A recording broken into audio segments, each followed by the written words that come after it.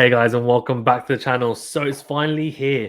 Breakpoint, the Netflix series, the tennis documentary that everyone's been talking about, has finally been released. I've watched the first episode of part one. So part one is 5 episodes they've released. I'm going to do a review for each episode. So each of the first 5 episodes. If you haven't watched it and you don't want spoilers, please click off the video, because we are going to be giving spoilers in this video, in this review.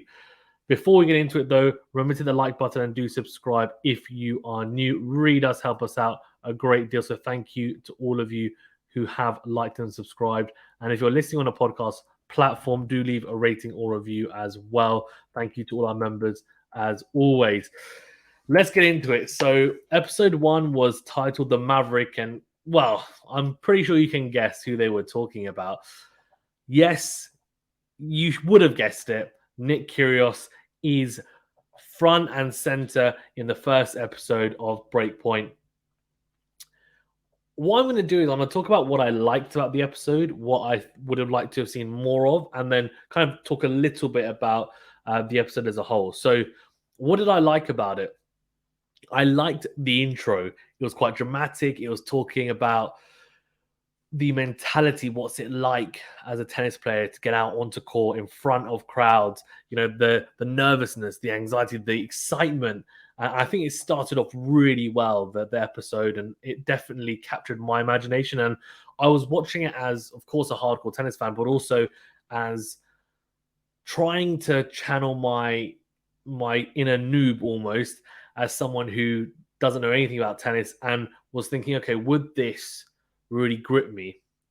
So whilst watching it, it did grip me initially. Whether it would grip someone who's not a tennis fan, and I'm not sure. I can't 100% say whether it would or not, but I thought it was a good start. They then talked about the Grand Slams. The Grand Slams are the biggest events on tour, and little snippets of different players, and I guess a little sneak preview into some of the players they're going to be focusing on. But then it settles after about 5 minutes or so, and you realize, okay, they're going to be talking about Kyrgios.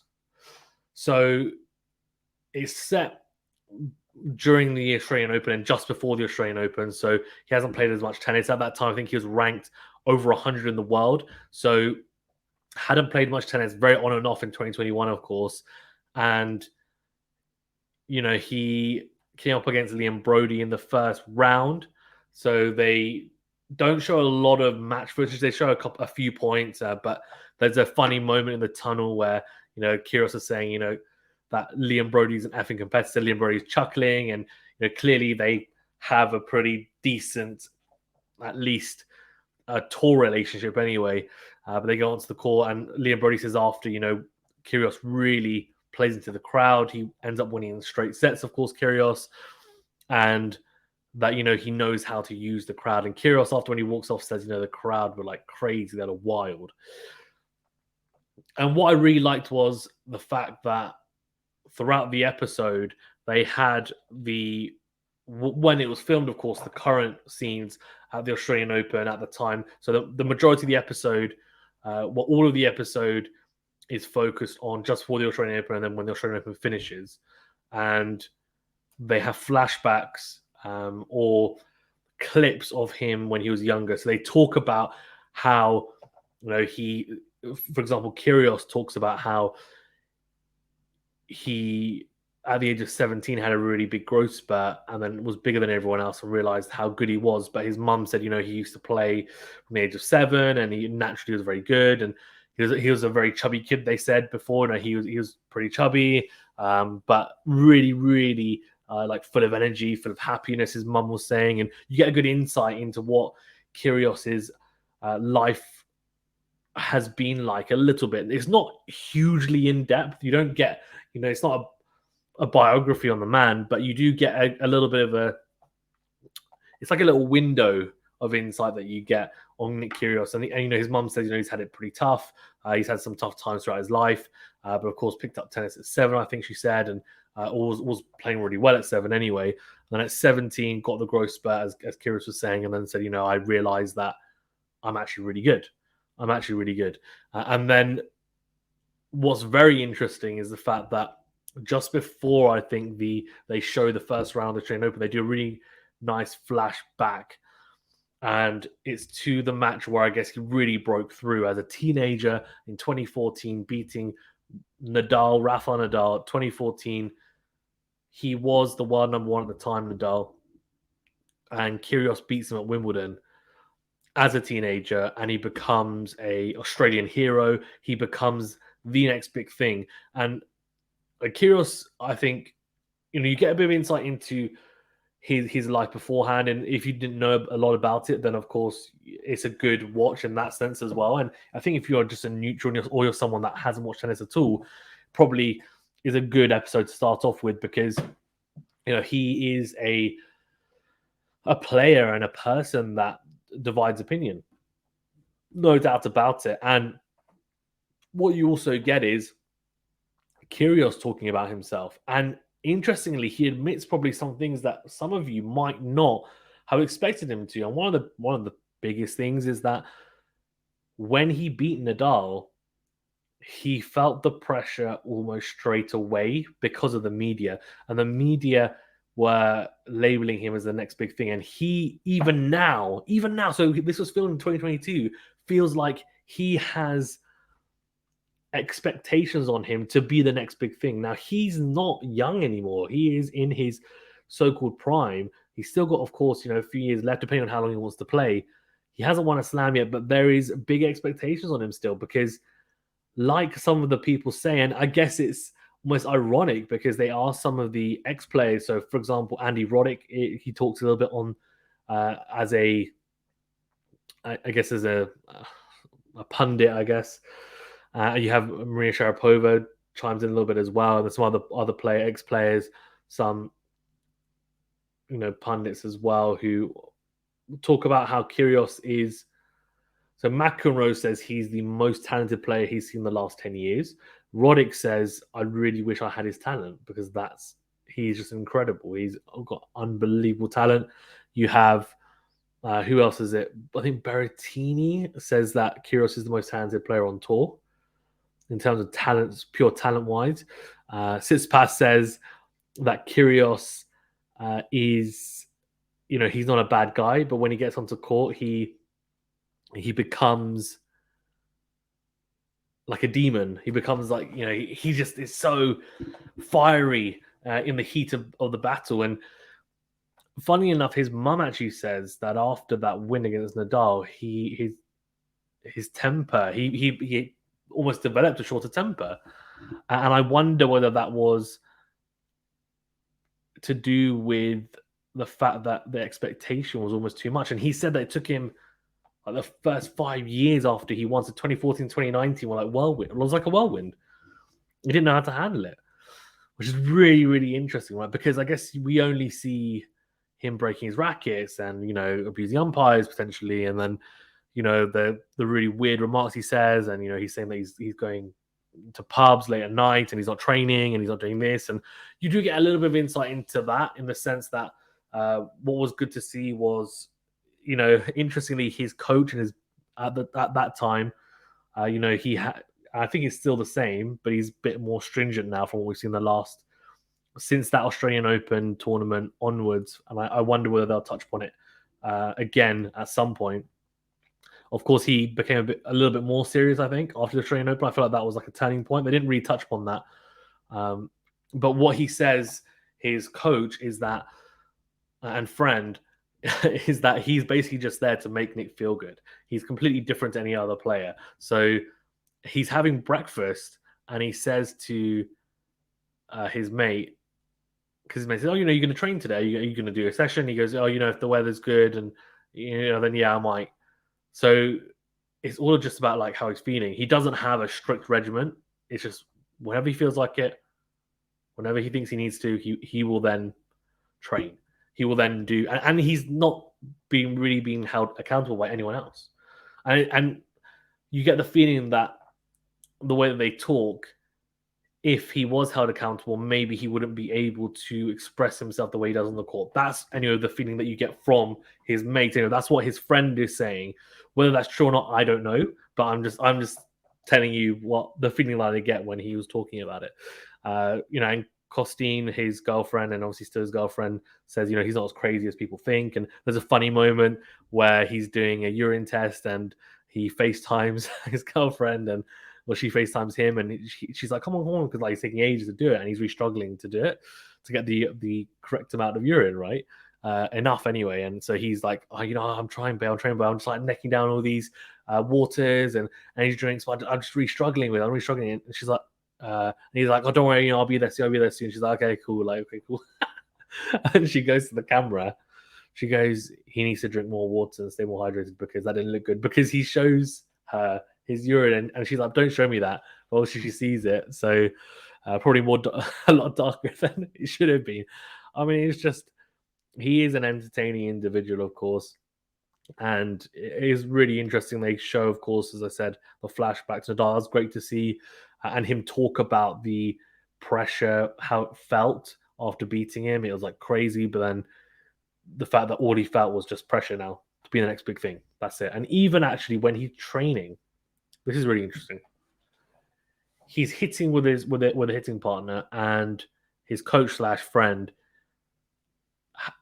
continually reminds him and says to him, don't worry, don't put pressure on yourself, just go out there and enjoy it. Now that's interesting, right? Because you would have thought that it would be the other way around, and that Kyrgios is really laid back and he doesn't put pressure on himself, and it's more like, I'm just going to go out there to have fun. He says that, but actually he does put pressure on himself, because what happened is he was getting frustrated because he wanted to play at a certain level, and I think he knows, especially in Australia, there's expectation on him as well, even more so, to do well, to go far.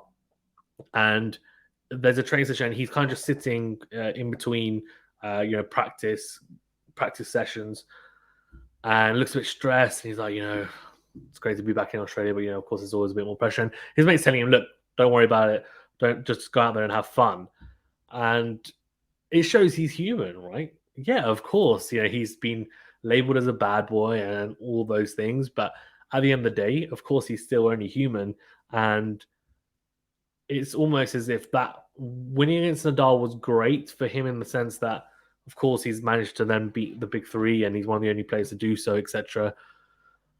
But he has struggled to really get to grips with the level of expectation and actually thrive on that. And you feel like almost it's only now in 2023 when we're talking about him that we think he might actually be a Grand Slam contender. But back in 2022 Australian Open, only a year ago, people weren't really thinking he could do much. He was ranked 115, I think it was.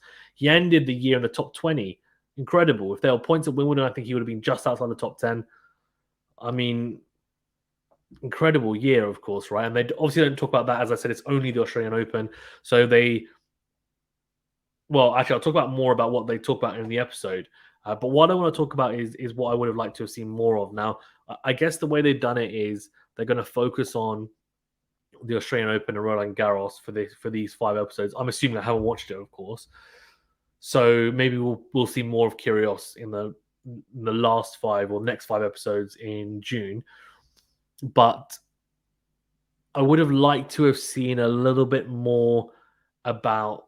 I would have liked to have seen the people behind the documentary, the people asking the questions, to really probe Kyrgios and try and really get as much information about his thoughts, his insight.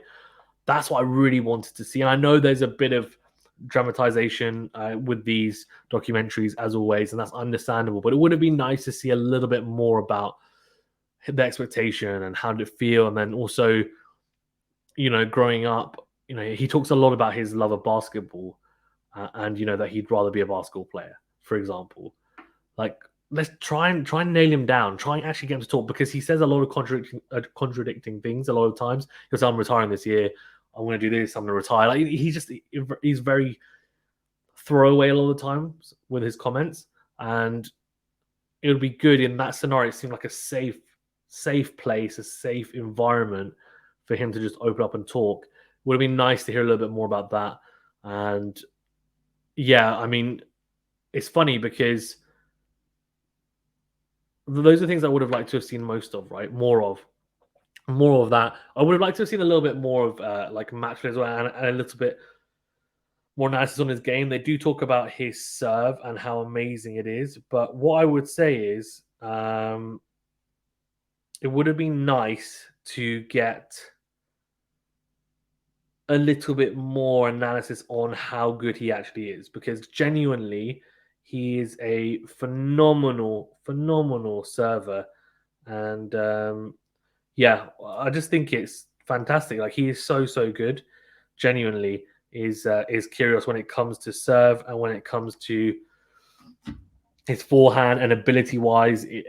They could have talked about it a little bit more. They were quite general. They just said, unbelievable talent, and they said, his serve is just one of the best in the world. And maybe that's because they're trying to be more accessible to, as I said, people that aren't even fans of tennis and get them interested. And if that's the case, then I get it. But would have liked to have seen a little bit more of that potentially, especially because they had some former Grand Slam champions on, right, talking about him. And maybe even if it wasn't really heavy analysis, just little snippets, and they had a little bit, could have been a bit more. In terms of what else they talk about, I think what was really interesting to me was Kyrgios admitting that he does cross the line on the court at times. He does. He admitted it, and he said, when I'm on court, I turn into like this animal, and I think it was someone was saying that he reacts badly on court because he isn't performing the way he'd like to, and he gets frustrated. And is that understandable? I don't know if it's understandable. I think it's one of those things that he probably doesn't feel like he's doing enough. And what they show is that he beats not Kyle Edmund, sorry, Liam Brody in the first round. He then plays Medvedev in the second round, of course, right? And against Medvedev, who's the number 2 player in the world at the time, he loses to him in straight sets. Kyrgios hasn't played a lot of tennis in the last 6 months, and it's not surprising. And of course, we know that, spoiler alert, by the way, that later on in the year, of course, he does have Medvedev's number. He beats him, at the US Open, and he gets revenge, and he beats him as well in Cabo. So, he's a very, it was not in Cabo, in another tournament though, but he's a fantastic server. Of course, we know Kyrgios, and Medvedev is an incredible player generally. And they show a little bit of insight into that. And Kyrgios clearly getting frustrated. He's telling the crowd to be quiet, etc. But one thing that they do place a lot of emphasis on, and I have to say I'm not a massive fan of this, because I get that doubles is important, but let's be honest, and Kyrgios was talking about it as well in the docu-series, and I just think I get that it's an important thing. They won a Grand Slam, him and Kokkinakis, and they really they go into great detail into him and Kyrgios's run to the Australian Open doubles championship, right? So Kokkinakis and Kyrgios, and they brought a lot of fun, of course, that tournament. And some people wouldn't agree with the way they were doing it, but they were 2 singles players, really. They weren't using angles and utilizing tactics, as Kokkinakis was saying, and they're really good mates, like best mates. What I really liked was the fact that they showed a bit of insight and a little bit of behind the scenes footage of him and Kokkinakis just relaxing, playing at table tennis, doing whatever, and that was quite cool. Just literally just relaxing and being bros, I guess, if you will. That's what it was. And the 2 best mates just relaxing and having fun. And that's what Kyrgios said. He said, I can just have fun with him on court when we play doubles, and that's what makes it so good.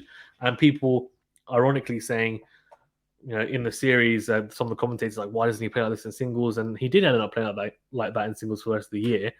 But at that time, it was probably like, why can he win a Grand Slam in doubles against some of the top doubles players, but he can't do that and get kind of close in the singles at that time, is what they would have been thinking. And that was really interesting. And, I think his coach / friend says, of course, he wins a Grand Slam, and then everyone's so, and that was, with the utmost respect, complete rubbish. Like, it really was, because he's won it. He's won it now. We know that because it happened. Are people not quite like? yes, as I said, doubles is fantastic, but he's not a doubles player. He's not. So winning it is like, oh, great, great bonus. But if you said to Kyrgios, would you rather win 5 doubles Grand Slams or 1 singles Grand Slam? He'd take the singles Grand Slam. Now, I don't want to put words in his mouth, but I'm 99% sure that would be the case. And that's all that matters to him. He wants to win a singles Grand Slam. He does. And that is the pinnacle for him, is trying to win one of those. And they almost tried to place a lot of importance on it, as if saying, oh, if he wins this, then he's really silenced the doubters, and then they can't say anything to him. And I was just thinking, that's not true. It's not. It's not at all. So I think, in my opinion, they were a little bit. They kind of missed the point, I think, of the doubles win there, and maybe place too much importance on that. Like, it was a really good win, and of course, like, it's probably something we might not see ever again. And it was really good fun, and I'm sure the Australian Open and the Australians generally, and Kyrgios and Kokkinakis, they'll hold those memories in really high esteem, and they'll be really fond memories. But in terms of when he finishes his career, no one's going to be like, oh, he won a doubles Grand Slam. No one's going to care. I'm just being honest. No one's going to care. They're not, because he's not a doubles player. That's why I'm saying it. They'll say, oh, he made the final of Wimbledon, lost to Djokovic. If he's won a Grand Slam in singles, that's what they'll be talking about. So, I think maybe a bit of novelty in the fact that he won it, and they wanted to be, as I said, a bit more dramatic, and I get that. But that was a little bit cheeky in the way that they packaged that, I thought. But we'll see. I hope they touch upon him more in the next episodes. In the next episodes on Berrettini and Isla Tomjanovic, which might be a bit awkward because I think they were together when this was filmed, but they broke up, and I don't know whether they broke up during when it was filmed, so that'll be interesting. But yeah, Kyrgios, is a fantastic player to start off the series. Let me know your thoughts as well on episode 1. Did you enjoy it? Did you think they could have done it in a different way? Do you agree on my points as well? And do you think it will bring more fans to the sport? Yeah, I'm really interested to hear your thoughts. Thank you very much, guys. Stay safe and well. We'll see you on the next video.